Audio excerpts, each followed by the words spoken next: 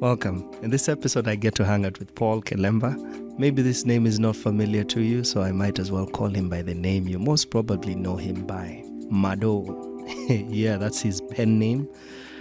For all the cartoons he's drawing out here, all the commentary on life and society and politics he's had over the last couple of years. Honestly, it's not even a couple of years. He's been doing this for 35 years plus. It's a mad world, celebrated 35 years not too long ago. So, hey, ladies and gentlemen, I get to sit with the one and only Maddo, and we talk about life, career, and the lessons along the path.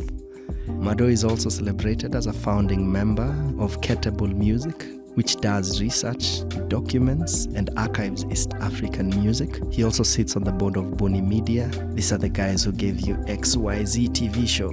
Over the years, he's been celebrated by not only our country, but others out there as well. So he's held and received several awards, such as the Kenya at 50 Heroes Award for outstanding contribution to Kenya's history, the CNN Multi-Choice African Journalist Awards. He's also a recipient of the Order of the Knight of Arts and Letters by the French government, and the Lifetime Contribution in Journalism Award by the Media Council of Kenya 2022. Paul Kelemba is a phenomenal human. I've worked with him in different capacities.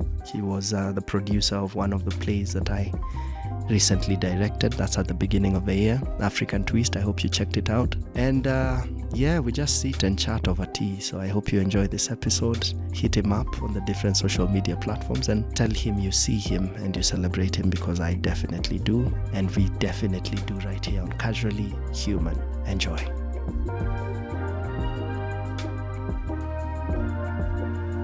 Maddo. Yeah, there we are. There we are. Karibu sana. Good to have you with us. Asante. Do you know, one of the most curious things for me, even before getting to know you in person, was I always wondered what your name was. So is there a point that you got to your life that people called you Maddo Adi Wakasahau? You actually have a Christian and a local name. Surname, yeah. Oh yes. Yeah. Actually, I'm so used to Maddo that when you called me Paul, I'm like, wait a minute. Yeah. Who is that? Yeah. Otherwise, I remember Paul Kelemba at the end of the month. Okay. When I'm being paid. when the check is when the check is checking in. When the check is checking in. Yeah, that's right. Look at that. At what point did you decide, I'll go by Maddo? And I know there is a story there, borrowing from a strip, from a comic strip from elsewhere. But you can... Yeah, tell us a bit about... You know, actually as a cartoonist, you need some kind of punchy name. Okay. A pseudonym, a pen name. Yeah, and Paul wouldn't work. Yes, exactly. And it has to be as brief as possible. Okay. You know, sometimes maybe only 2 syllables or even less. Yeah. Yeah. If you have, like my surname, for example, my surname would have been boring. You might be a good cartoonist, but your name will kind of drag you, if it's too long and complicated. So I settled for Maddo. Maddo. Yes. How did you come to finding Maddo? It's quite a story, but I'm a natural born artist, and I was really a consumer of comics ever since I was a tiny little thing. And one of them, I don't have to go through the list of those Western comics that we were consuming at the time, but one of them was M.A.D., Mad. Mad. Yeah. It's published in New York. It attracted me. Okay. Mad. Yeah? Just that. Mad. So I told myself, why not I call myself the same? Which I went ahead and did, but then I added a second D, to make it different from that New York publication. Yeah. It became Mad. Yeah. Where the O came from, I have no idea. It was, it just evolved, from Kenyans. Yeah. The way they won't call somebody Steve. They'll call him Steve-O. Yeah. Martin Mato. Mato and so on. Yeah, so Mad. Yeah, it evolved into that. Okay. But actually, way back in 1985. 1985. Yes, yeah. Don't laugh at me. No, it is well. Back in 85, I was hired by a magazine called Viva Magazine, and Men Only Magazine, as a cartoonist and illustrator. And there were 2 editors, a guy called Rashid Mughal and a former Free Street journalist called Brian Tetley. Now, Brian Tetley is the one who actually told me, look, your name is long and boring. Yeah. look for something else. Look at that. Yeah. So that's how now Maddo checked in at the time. Yes. Was this your first job? No. Okay. Yeah, I told you don't laugh about 1985. Please keep going. We can go back. Yeah. Yeah, my first job is 1982. 1982. Yes. Okay. Yeah. Let's talk about that. At what age are you earning your first paycheck, technically? 82, 82. In the middle of 82, I am 20. Okay. Yeah, but actually, you want us to go even Why further not? back. Why not? We're here for the story. 1981. Yeah. That was my first job was in 81, but it was done creative. Okay. Yeah, I worked in the go downs in Mombasa. There's an area called Shimanzi, but let's not go there. So in 82, I'm 20. Okay. I did not go to college, and this is the reason why. So after O levels, I don't mind admitting that I've been an inspiration to some young folks here and there. But lazima wasome. Oh yes, yeah. So I didn't go to college. Okay. And actually, by the way, much later on, my age mates, like when we were in our 30s, mid 30s, into 40s, my age mates had worked for less years. Because now they did high school at that time. Then they did college. Then they were chased away from college. In those problems of closure. In fact, in that year of 82. Yeah. There was a coup attempt. Yes. And I think Nairobi University was closed for almost a year or Yeah. something, 6 months or a year. So by the time these guys started working, I'd been working for years, Yeah, but they're my age mates. Anyway, I was hired in 82 by Coastwick newspaper, which still exists. I think it's online. By another Mzungu, a guy called Adrian Grimwood. So actually, I wrote to that newspaper. They said, "Oh, come." Okay. So I went. And that time I used to call myself Paul Stewart. Yeah. Paul Stewart. Yeah. A bit too, when you're a young dude, I was too shy, not really shy, but using the name Kalemba because of the movies, the comics. We were being blasted with everything from the West, So I was Paul Stewart. Then again, just like Brian Tetley many years later, Adrian Grimwood told me, "So, I've hired you to do this comic. Your artwork is good, your storyline is okay. Yeah. But then people are going to say that I've hired another Mzungu like myself." So that's when I accepted my own surname, and it's always been like that throughout. By the way, when I do real life illustrations, I sign off as Kalemba. Not as Maddo. No, Maddo is for cartoons only. Yeah. Oh. So that was my time down there, which was quite a stretch. Yeah. Yes, yeah. That's Design quite a story. company, designing logos at that time. Yeah. These days, you guys can command something on You wherever. use apps and AI, and you're good to go. That time we did it physically. Yeah. And even lettering. Yeah. Look at that. Physically, and you're paid for it. And are you? Is this something you're learning after high school, or is it something that you'd started playing around with, just the working with your hand? This is a craft, pen, working around. Is this something that you're doing growing up, or do you just start it after high school? No, I'm a naturally born artist. Okay. From a family of artists. Okay. Dad and all my siblings. Well, okay, except the female members of my family. That's my mom and my sister. Yeah. They never picked it up. But my 4 brothers are or were, or that we have lost to, artists. Okay. Yes, yeah. So it was natural for me, over the drawing all over the place, doing comics, and imagine that I'll be a multi-billionaire by the age of 15. At that time. Yeah, well, it didn't hurt to dream. Yeah. So I perfected my work. By the time I left school, I was actually pretty much okay. Quite impressive. And to me, that's what I really wanted to do. Yeah. Despite the school system of that time, which really did not recognize this kind of academic route. I'd say academic route. Yeah, because it's a big thing elsewhere, always been. But this was ignored, so no matter how good you were, the teacher was like, "Okay, you've drawn this map perfectly, you're damn good." Then that's about it. They didn't push you through that. And at that time, the sciences were, well, really exalted. Yes, yes. Yeah. So from parents, I'm speaking generally, from parents to teachers to even your fellow students, your own peers. everybody looked down upon the arts. So we were actually, us who are artists, we were shy about it. Yeah? But nonetheless, we were some kind of celebs also, because draw very well. What were you drawing then? Is it teachers? Yes. Is it, because I'm sure by then it's still observational, Yes. or is it? Okay, Not? I should not admit this, but it has made my career. Okay. I was kind of mischievous. You know, I balanced, at the time being not shy little boy with eyes that were popping out and a mischievous kid. So, you know, I drew most of the teachers and I drew them on a blackboard, you know, the way they almost were. So when the teacher comes in, Bob had rubbed the stuff before then. But there's this teacher who caught me. Then he was like, aha, this is what you do, that quiet little boy. Because now I was doing that and guys were cheering and everything.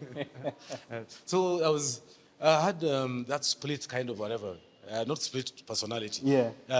The two sides of me, the cheeky guy And the quiet. and the quiet one. Yeah. So, you know, when teachers were like, this guy's been making noise, the noise making list, and I was always on top. You know, they wouldn't believe it. They'll say, no.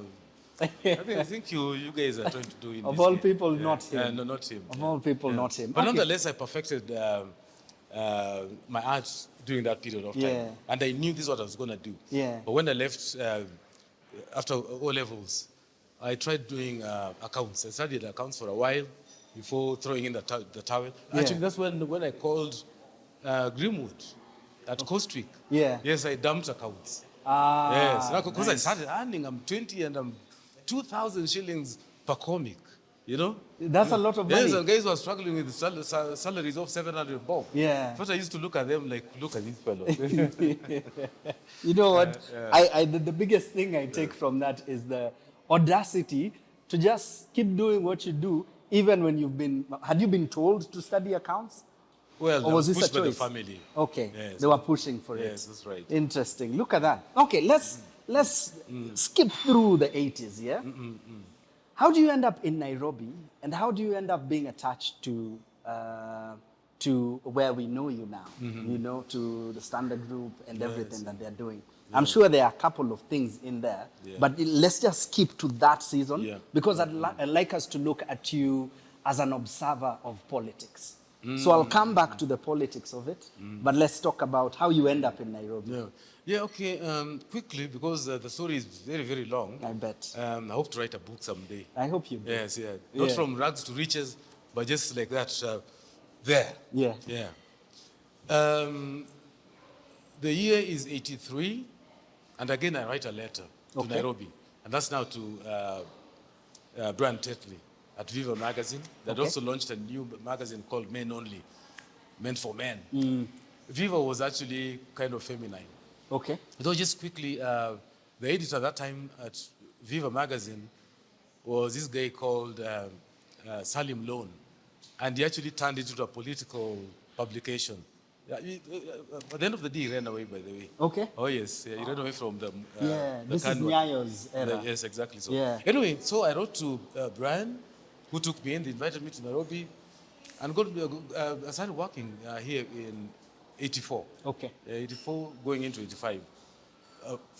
As an in-house artist for Viva Magazine and Men Only, doing comics, illustrations, and everything at the time. Yeah. It was 3,000 shillings per month. It was Missouri. You're doing good. Yeah, oh yes. You're doing good. Yeah. Remember, beer was about 3 shillings and 70 cents. So Ah, you're good. you know what you're saying. You're So very good. that's how I appeared in Nairobi. Then actually I only did a year with them. Then somehow I went knocking on the doors of the Daily Nation. They picked me up in 1986. Okay. 86, worked with them 6 years, all the way to 92. Okay. Yeah, that's when I joined the Standard newspaper. And by then, by the time you're leaving the Daily Nation to the Standard, do you have the It's a Mad, Mad World? Yes. Oh, you have. So Yes, this is yours fully. Yeah, exactly so. It was suggested to me, Yeah. I called them the super editors of the Daily Nation.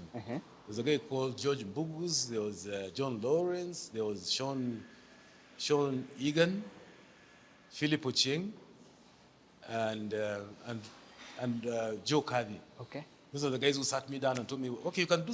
I was doing the editorial cartoon. Okay. The political cartoon. Yeah. At that time, it was known as the page 6 cartoon,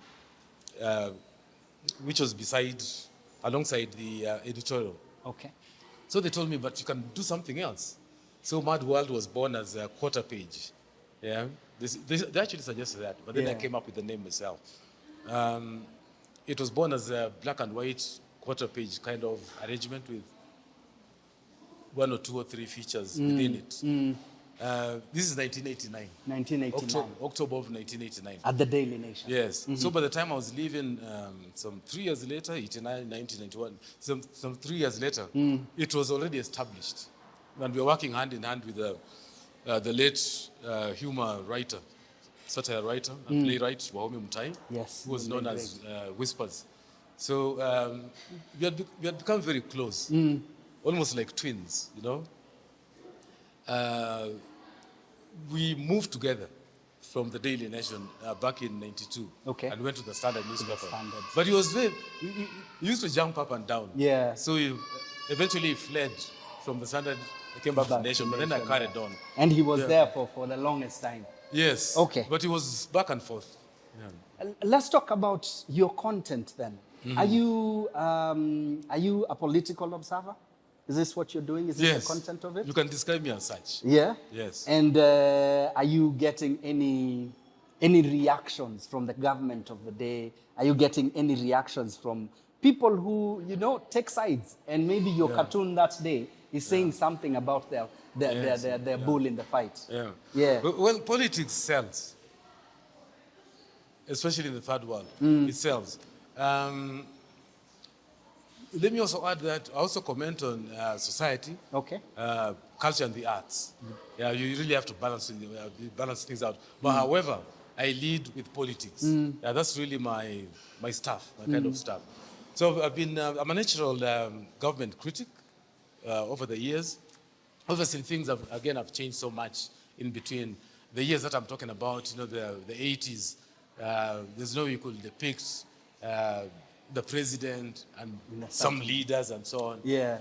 Even if you try to do so, where are you going to publish your stuff? Because your editor will tell you, no, I ain't touching this. Yeah. I ain't touching this. You Yeah. can publish it in your own publication.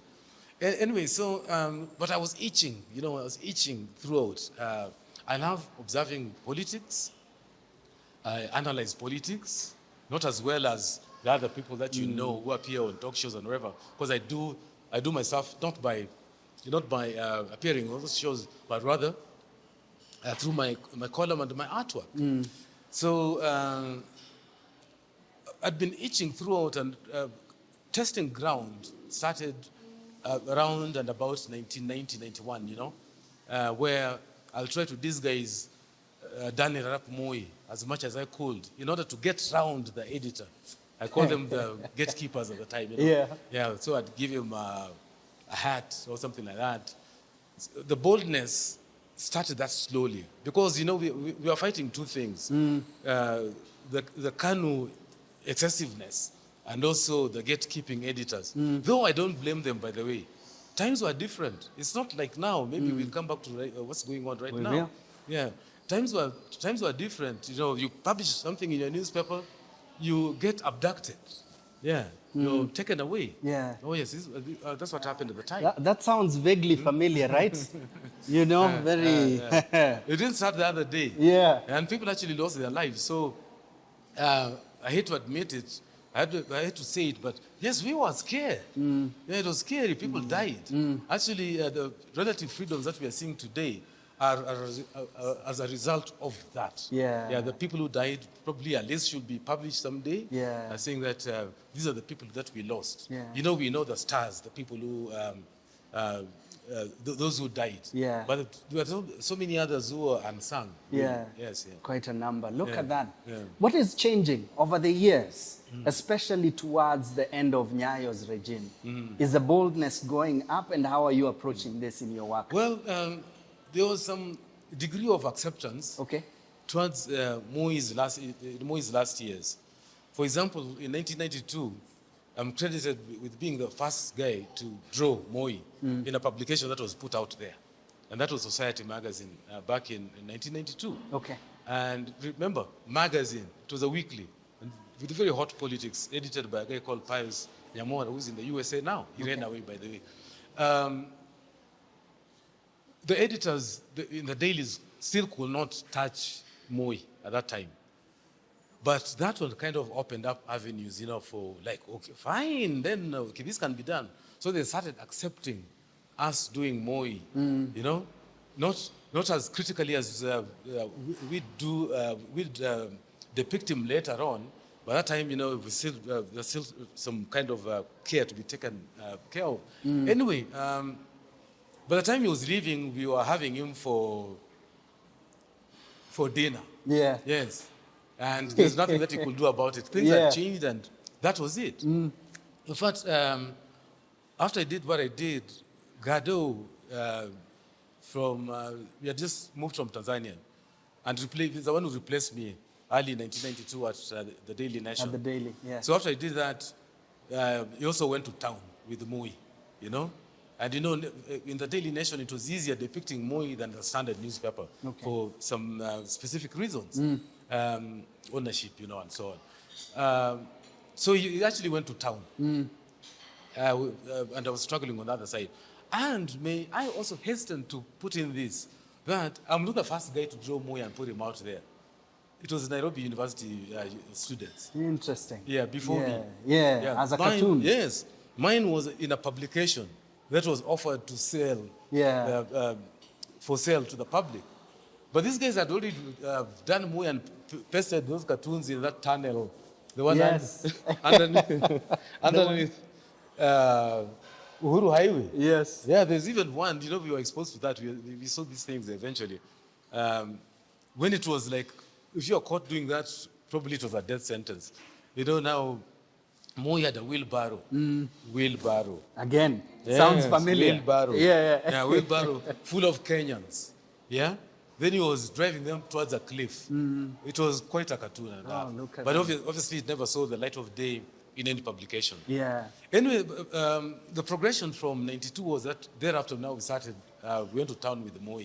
But there were still ceilings. There were still, there's just so much that we could do. Yeah. Then poor Kibaki comes in. You know, now democratic spaces have opened up more, and his system kind of opened these spaces up even more. And we went to town with him. Yeah, he was easy to caricature. He offered that humor to ourselves. He was humorous himself. He was. Though now the people around him, the Michukis, Minister of Security, kind of started spoiling everything, because now for a while we went back to the Nyayo days, the Kanu days. You know, the Standard newspaper got petrol bombed. Just like Society magazine was bombed at the close of the 1980s, fire bombed. You know, grenades exploding in pubs and so on. So Michuki took us back there when the Standard, the offices in town were raided, and the printing press and everything burnt. Remember this, yeah. Kibaki said nothing. You know, remember Uhuru Kenyatta, when Uhuru Kenyatta was opposition chief, he said Kibaki is a see nothing, hear nothing, do nothing president. When he was still opposition chief. This is before 2007. Yeah. So that's what Kibaki was. Ironically, Kibaki is the only guy, the only politician, let me call him that, who commented on my work. Oh, look at that. Yes. He was interviewed in 1997 or 96 by Jeff Koinange. Jeff used to host a show called Something Africa. Okay. By Reuters, the news agency. So he interviewed me before he became the star that you know. Yeah. He interviewed me, then he sought opinion from various politicians. None was willing to talk. One, some of them could get into trouble. Two, they still at that point looked down upon us as, playful fellows. Yeah. But he went to Kibaki, and when Kibaki was DP chief, that is the Democratic Party, said, okay, yeah, fine, let's talk. Jeff asked him a few questions, then he said, and I remember, but this is available on YouTube. Okay. If you search for Maddo, I think I don't know, I think my account is Maddo, Mapolomoko Maddo or something. Or something like Kibaki talks on Maddo or something like that. Okay, we'll make sure we attach. Yeah. So he's there saying that, well, when we look at these cartoons and they are funny, we see ourselves inside them and we laugh. You know, from him. You know, it was actually encouraging and saying, good. Well, when he became president, he forgot all that. It's natural for a politician. It happens. I remember that time he was the gentleman of Kenyan politics. Yeah. We changed in time anyway. Yeah. So under him, we really ate him alive. I and my colleagues, Gado, Garth, Gams, Cam, all these guys, and the rest, the others who came much later on. Yeah. In fact, there's a time that we started feeling sorry for him, especially his wife, Lucy, Rose. Quite a character, yeah. Yes, she was quite a character. And you know, we used to, everything she'll say will really tear her to pieces and so on. Yeah. Then one day we just decided, wait a minute, this lady is not okay. I think, let's not go into details, but she wasn't really herself at times, at least. We all decided, forget her. That's what we are. We are human beings, you know. Surprise, surprise. Yes. You know? So we decided, okay, let's not comment on that. Yeah. Whatever kind of antiques she does. Yeah. Okay, but let's do the husband. He's president, yeah. It's quite a gesture from you. Yes. I want us to look at that skill of observing and picking and choosing what to put there, because clearly your point of view has to be quite sharp and quite polished. So I'm curious about how we get to make you that sharp. Yeah. And, you know, you and your compadres. But before we do, it would be nice to have a cup of tea. Karibu chai. Yeah. Yes. What are we having? I don't want to mess it up. We have pineapple and herbal. We have pineapple and herbal for me. Oh, yeah. And we could always get a cup or two or more. Oh, yeah. Unless you're... Hey, mnakula vizuri hapo. Thank you very much. Well, what on earth is this? This one is a fruity tea. Ah, all right. Ah, great, great. I'm sure you're curious what Maddo is having. Well, he's having the fruity tea. The fruity tea is vibrant ruby red in color, and the blend combines the sweetness of mixed fruits with a delicate hint of aromatic spices. It's perfect for any time of the day, and we recommend enjoying it hot or iced. When you come to Sugarbowl, ask for the fruity tea and tell them Martin Kigondu from the Casually Human podcast recommended it for you. Enjoy. So we've seen this student who's getting up and drawing caricatures on the board. Yes, yeah. Morph into this political figure, I may call you that, who's now critical of the government. You know, yes, we're still laughing about it, but he has a very polished point of view. How do we get to you being that sharp at it? You know, to be a successful cartoonist, a political cartoonist, yeah, or just editorial cartoonist, as they are sometimes referred to as, you need two elements. Okay. That is obviously very fast, and its principle, your artwork. You want it to be good and pat enough. You really have to have the second element, which is content within it. Yeah, what are you talking about? Yeah. And when it comes to politics, fundamentally, so you need to be a very good political observer. You need to look at what's going on around you and make an opinion. Analyze and make an opinion, a view, which in this case you're going to offer to an audience, the general public. A public which has got its own diverse views and opinions, obviously. Yeah. But you're giving them your opinion. Actually, you know, in the newspapers, we are allowed a great degree of our own opinions as editorial cartoonists or political cartoonists. Just like political commentators, you know, those, what do you call them, columnists, who carry their own opinions. So we actually fall under that, where a newspaper, any publication will always come up with a disclaimer that the opinions carried here are not necessarily those of the publication, which is very okay. But the newspaper itself, or even electronic media, TV, radio, will have an editorial. That is the voice of that publication. And anything from page 1 and so on, or headline news, is news reportage. They're reporting what's happening. So if you are a news reporter, you cannot start by saying, Raila Odinga this morning had a very stupid meeting. Yeah. No, you can't do that. You can't do You that. cannot carry your opinion as such. Yeah? Though towards the end of your account, you may say something, maybe whatever the rally was. I'm not necessarily talking about Raila Odinga. The meeting was poorly organized or blah, blah, blah. And these people failed to make their point and so on. But from the very first paragraph, you have to report. Yes. Now, a cartoonist is different. So coming back to observing politics, you have to really observe these people, read between the lines, read beyond what they are telling people and so on. Yeah. Like, let's say, for example, what's going on right now. A minister by the name of Justin Muturi has gone rogue about his son having been abducted. Actually, people imagine that this occurred last week. Yeah, but you see, it occurred during the Gen Z. Yeah, it was last year. Yeah, so why was he quiet all this time, you know? Is there something else brewing? Do they want to fire somebody else? Is he playing, is he part of the game with the Ruto government? Anyway, besides that, so I, as a cartoonist, will look at that and try to tell myself what is behind it, what's going on. Why didn't he, whatever. I know you guys also sitting somewhere, you'll also do your own analysis. Yeah. But I'm not saying this is our domain, but we publish our opinions. Yeah. Yes. That's the biggest difference. People can sit in a cafe and talk about, we do. Talk about politics, then you part ways. Yeah. But in this case, there are people who publish their opinions. So you really have to be good at working out what these guys are up to and so on. And then, as I'm saying, form an opinion, put it out there. That's really good. Because this is like seeing their position and imagining their moves. Are you by any chance good at chess? I wouldn't be surprised if you are. Chess? Yeah.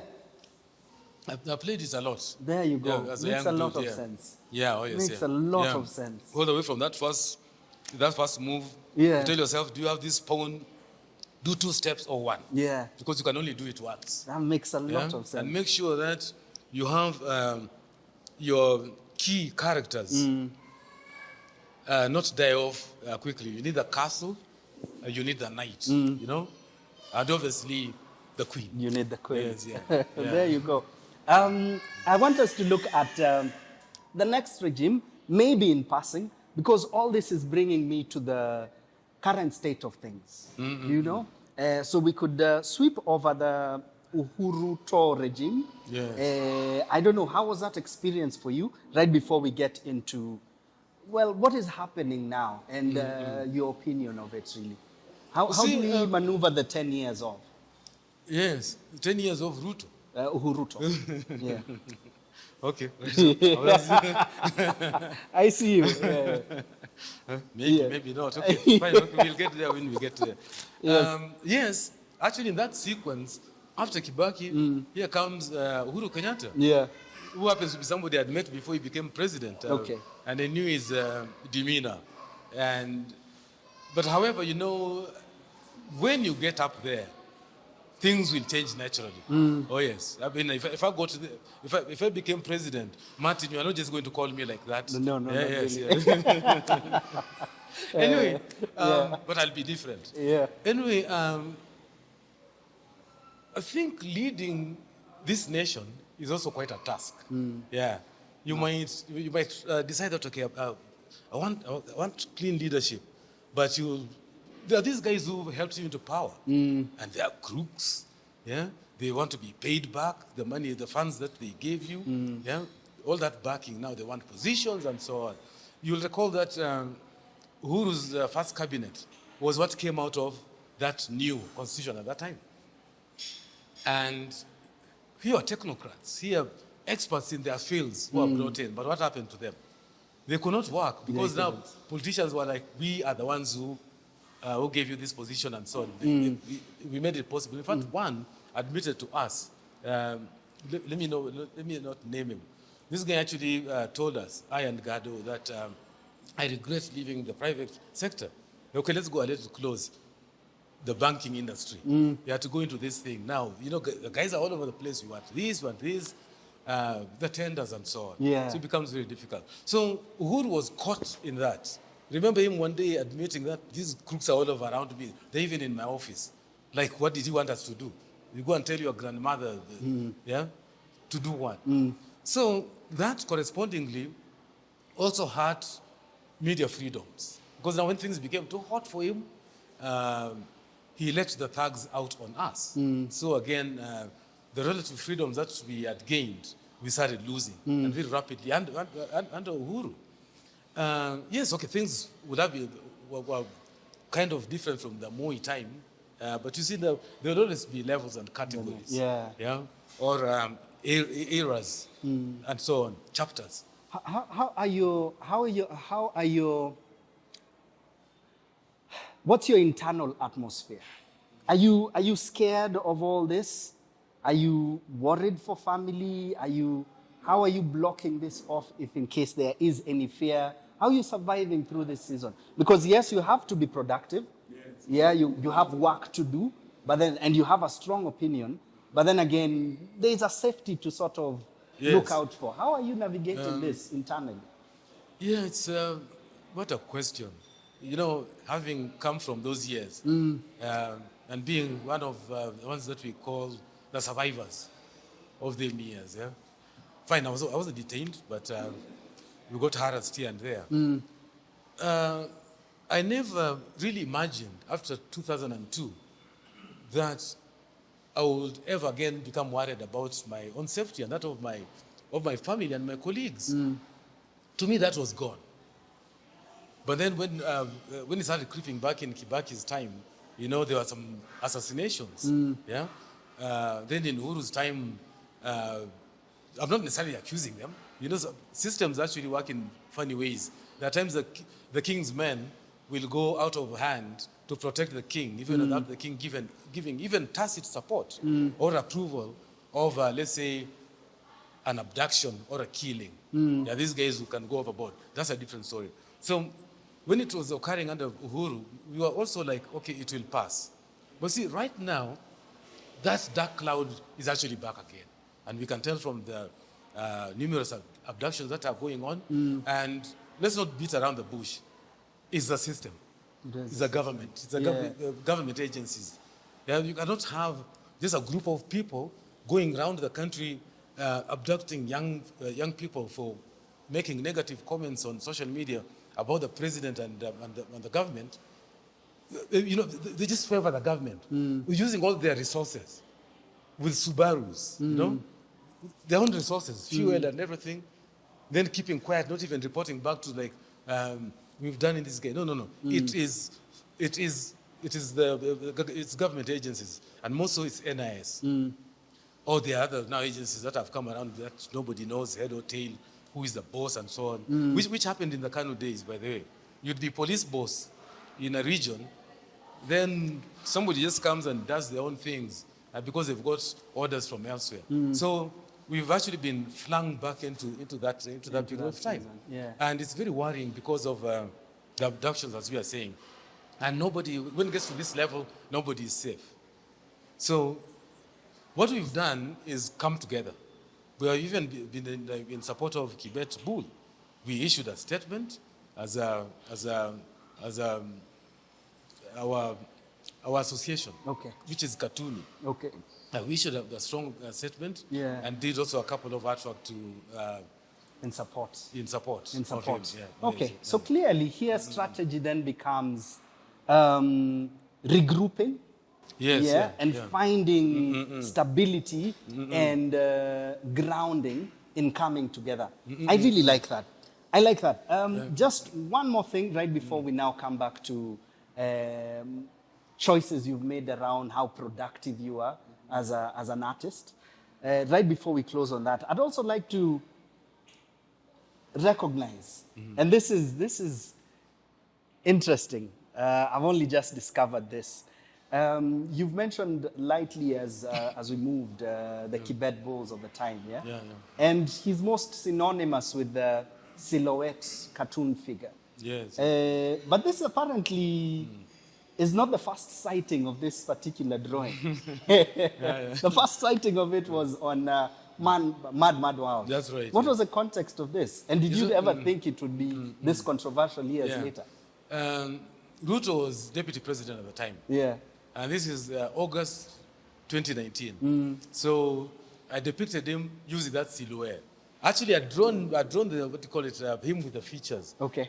You know how to keep these things in a bank, in my archives. So you can always refer pull to out. any, yes. Yeah. So I looked at it one day and then I told myself, supposing I blacked out this guy, which I went ahead and did. That's August, I think, 19th or the 9th of 2019. I actually published this last week in my column and said, okay, I actually came up with this. But you see, I didn't want to run away with it because parts of what I do, I bequeath to society and so on. And for these young artists, they are pretty much welcome. So I did that at that time. It was in reference to, there was a dams scandal going on, Kimarwer, or whatever you call it, at the time. Yeah. So we had some evidence that he had visited Italy. But to be on the safe side, that's why I blacked him out. Blacked it out. Yes, yeah. Oh, yes, yeah. Yeah. And the other silhouette there is that of a Caucasian. So obviously, the Italian, you know? Yeah. We didn't want to suggest that he was in a deal at that time, but, Yeah. well, maybe pretty much close. Yeah. About 2 years later, somebody on social media used that same head a couple of times, then faded away until Kibet Bulls now took it and ran away with it. Yeah. So what he does is it's very easy because the silhouette is already there. So he just puts that, let's call him the stick man, yeah? Yeah. Which he can manipulate in any position, carrying a stretcher, going up a ladder, driving a car, then just plonk the head Walking there. around. Yeah? It's pretty much easy. Yeah. And to me, he's been very, very welcome about using that head. Oh yes, anytime. Yeah. There's one thing that I would like to say though. You see, in our work, I and my colleagues have always been governed by I don't really want to call them ceilings, yeah? But we've got some moral values that we follow. And again, ethical values here and there, you know, Yeah. and also editorial policy in the publications that we publish our stuff. And even if we do anything online, as we was raised from those years. So there are some limits. It's not self-censorship, no, it's not. But we know how far we can go. You know? Yeah. There's a way that I can depict the president of Kenya, was it Moi, Kibaki, Uhuru, or Ruto, in a specific way, in a stinging way. Oh yes, in a way that will annoy those people. But I really want to cast them in a situation that that breaks some barriers. Yeah. And remember, we Africans with There's a bit of decorum, yes. yes, exactly. Yeah, So, and moral so values. we don't go above that. Yeah. But however, you know, when you're actually these people have been talking about, you know, these kids should be the parents should be responsible and so on. But see now, when you go at the national level, Ruto and his ministers, or just political lieutenants and so on, the Oscar Sudis and so on, those are the ultimate parents of the nation. So parenting has to start from yes, that that's what level. you are, you know. Yeah. So if you're going to talk badly, yes, your kid will talk badly as well. So it has to start with them. Yeah, I've said, and I published this line before, that Ruto and his people have actually brought this upon themselves. It's the way they speak. Yeah? It's that the filth, the vitriol, the insults that they issue. This is actually what has caused these kids to respond that way. Yeah. So here's one ill, here's another ill. Yeah. Yeah, if you want in Kenya that we balance the two, then that's what's going on. Yeah. You're definitely right. If a parent carries themselves in a certain way, then of course, Yes. soon enough the children will reflect the same. Yes, exactly so. Let's talk about the consistency. These years of you sitting at your desk and working through, what do you think would be the biggest credit to how consistent you've been? Is it the hunger to keep observing? Is it the paying of the bills? what is this? What is that itch that keeps you going? Because that's a lesson we could all pick, Yes, especially yeah. myself and the next generation, Yeah. for sure. Yes, I've often, in various forums, I've addressed this, Yeah. especially when I'm talking to young people. I've spoken in schools and on other platforms as well. It's a passion. Yeah, it's a passion. If you go to work and you're thinking about your paycheck at the end of that month, then I don't think you'll perform very well.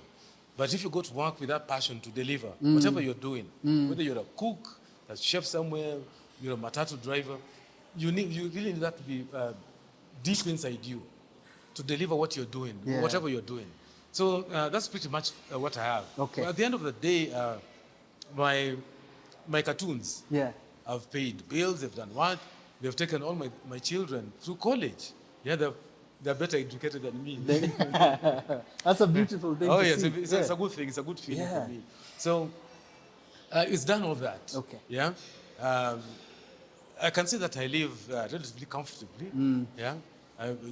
The upper parts of the middle class of this country, which you know is very tiny. So there's been that. Okay. But then also there's this thing that I like calling staying power. Staying power. Yeah, exactly so. There's always that urge. I need to comment on what's going on. I took a couple of weeks off in December to the other day, and I was like, every time I look at news or whatever, I want to go and take notes. Then I remember, you are not doing anything this weekend. You're on a So break. yeah, it becomes deeply embedded. And if most of us had this kind of thing, I think we turn out very good economically. However, I know there might be some changes, quite some large changes today. One is that young folks might be a little impatient in today's world. You know, they're under considerable pressure from so many things around them, unlike ourselves those years. And again, things are changing rapidly. So, number two, naturally, you might not really be in a job as long as I have been. You know, if you start work this year at the age of 25, it's unlikely that for the next 35 years you're going to be in the same job. This is true. Yeah, I come from a different eon. That's a different era, kabisa. It's totally different. So I don't compare the two. I'll not tell anybody, right, well, you know, you need staying power, just like myself. Yeah. So you should stick your butt here for the next 40 years. Of course not. Things will change. In fact, the way the digital world is changing so rapidly that so many of us are alarmed, you will be forced to change. Yes. Even whatever you're doing. Yeah. Whatever you studied for. Oh, yes, yeah. Yeah. But it's always good to tell yourself, okay, let me be here as long as possible, put a nice base around myself, plan for that mortgage, that nice car, and a good education for your kids who are going to grow up someday. This is true. Yes. This is true. Yeah. What about balance? How do you find balance now? You know, you're older now. Yes, you know? yeah. You're roaming with a different crowd altogether. Yes, yeah. You're not the Maddo from the 80s or the 90s. Yeah. How do you ground yourself and find balance now? You know, back then, I was focused on drawing. And also at that time, I used to do so much. I was doing a comic series, I was doing an editorial, I was illustrating news features for various writers and so on, besides commissioned work. You know, so that really kept me busy. But right now, I've slowed down on that. So I still do Mad World as my flagship. Yeah. It keeps me there, it keeps me going, you know. It keeps my mind not really sharp. I've never been. You know? Well, just there, you know. Your commentary is hilarious. And, yeah. It just keeps me there, you know. Yeah. Yeah, but then I'm not employed by the Standard. The Nation was my last employer. Okay. 32 years ago. I've always been not freelance. I don't call it that. I've been on contract with the Standard. Okay. In fact, I don't even operate in their newsrooms. I operate elsewhere. So I've been involved also in. I'm involved in a company called Buni Media. It does television content. Its flagship is the XYZ. XYZ show. I'm also affiliated to a company called Catable Music. We carry out research on, music roots in the region. That's what we do. And we publish quite some stuff as Catable Music. So that keeps me busy. And again, it's creative work. So it's not quite a handful, but I can balance it off easily. Good. And what is beautiful about what I do is that I can create time for myself. So if I decide that, next week I really need a few days to hang out with my friends or travel up country or down country or spend some time with my family, I'll start creating it now. Yeah. By doing some things in advance, so that I have that time.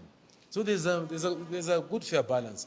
However, also my kind of working mode, my schedule needs a lot of discipline because one can become a little lazy. Yeah. So I know my deadlines. I don't want to chelewesha the gazette. I don't want those editors screaming on the phone. Well, occasionally they do when things go absolutely wrong. I don't want that client that who has commissioned me to do this and that and whatever to also lose confidence in me and my timelines. Yeah. So I'm able to, I plan myself. And so in fact, there was a period of time I thought I'd become a vampire because I was working overnight and going to bed at about 5.